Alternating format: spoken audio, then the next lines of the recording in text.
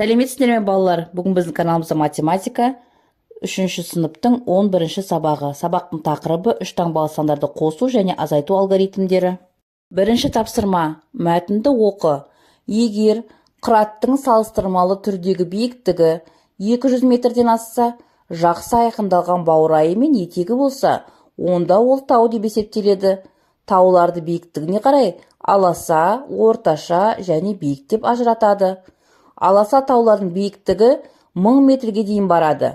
Мысалы, Қазақстандағы аласа таулар Мұғалжар, Үлкен Бақтыбай 657 метр, Маңғыстау таулары Бесшоқы 556 метр. Мәтінде саған қандай сандар кездесті? Оларды кему ретімен ата.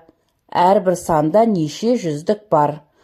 Мінеки балалар, бізге берілген сандар 200, 1000, 657 және 556. Енді осы сандарды кему ретімен жазатын болсақ, 1000, 657, 556 және 200.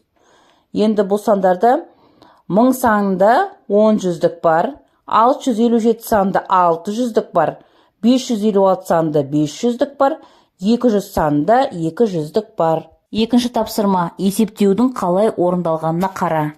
Бұны балалар өздерің үйде отырып, дұрыстап мұқият тексеріп қарап шығасыңдар. Енді үшінші тапсырмаға келсек, есептеп досың екеуің бір-біріңді тексер дейді. 345 қосу 655. Бұл есепте барлық есептер бірліктер бірліктің астына, ондықтар ондықтың астына және жүздіктер жүздіктің астына жазылып шығарылады. Демек 345 қосу 655, 5-ке 5 қосқанда 10, 1 ойда. 4-ке 5 қосқанда 9, ойдағы 1 мен 10 болады, 0 жазылып 1 ойда қалады. 6-ға 3 қосқанда 9, ойдағы 1 мен 10 болады. Демек 345 қосу 655 тең 1000 болады. Барлық есептер осындай жолмен шығарылған.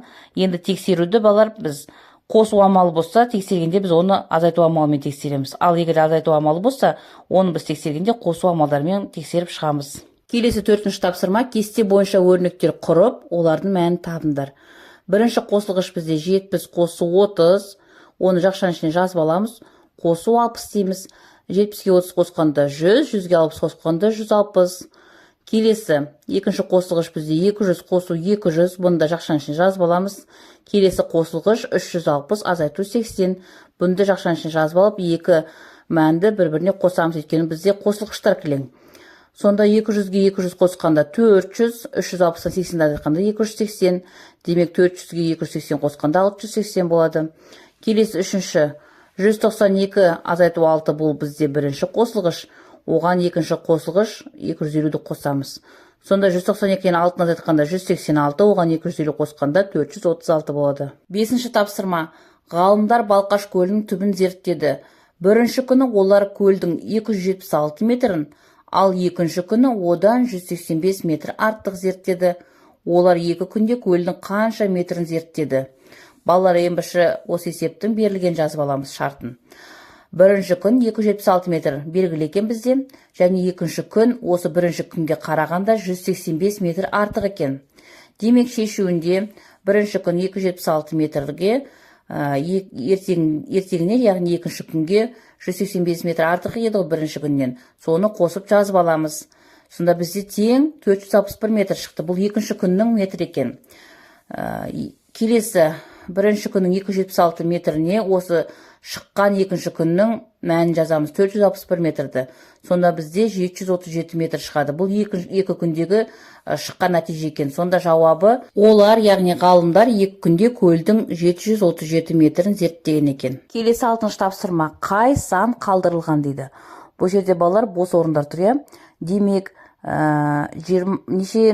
қандай санды 5-ке көбейткенде бізде 20 шығады. Дұрыс айтасыңдар балалар, 4-ті 5-ке көбейткенде 20 шығады. Келесі қалдырылған сан бізде 4 болып шықты. Біріншісінде, екіншісінде қай санды 5-ке көбейткенде 15 болады. Дұрыс айтасыңдар балалар, 3-ті 5-ке көбейткенде 15 болады. Демек қалдырылған сан бізде 3 екен.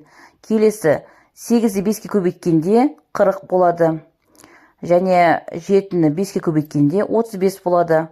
Келесі 6-ны 3-ке бөлгенде 2 шығады. 27-ні 3-ке бөлгенде 9 шығады. 15-ті 3-ке бөлгенде 5 шығады. 9-ды 3-ке бөлгенде 3 шығады. Келесі 24-ті 4-ке бөлгенде 6.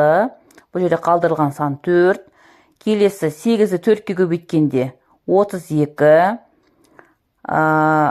36-ны 4-ке бөлгенде 9. 28-ді 4-ке бөлгенде 7. Келесі 5 көбейту 2 тең 10, 7 көбейту 2 тең 14, 9 көбейту 2 тең 18, 6 көбейту 2 тең 12. Соңғы 7-ші тапсырма балалар. Амалдарды орындау тәртібін анықта, есепте дейді. Бізге балалар мынандай амалдар берілген екен. Жақшаның ішінде 540 азайту 80, қосу жақшаның ішінде 930 азайту 820 дейді. Бірінші амал балалар, бұл бірінші жақшаның ішін орындаймыз. Яғни 540-тан 80-ді азайтамыз. Келесі екінші амал, бұл екінші жақшаның ішін орындаймыз. Яғни 930-дан 820-ны азайтамыз. Одан кейін үшінші амал, осы екеуін бірге қосамыз. Яғни екеуінің шыққан мәндерін бір-бірге қосамыз. Сонда бізде 570 шығады. Қалған екінші, үшінші, төртінші есептерде балалар осы жолмен шығарылады. Осымен балалар сабақ аяқталды. Соңына дейін көргендеріңе рахмет.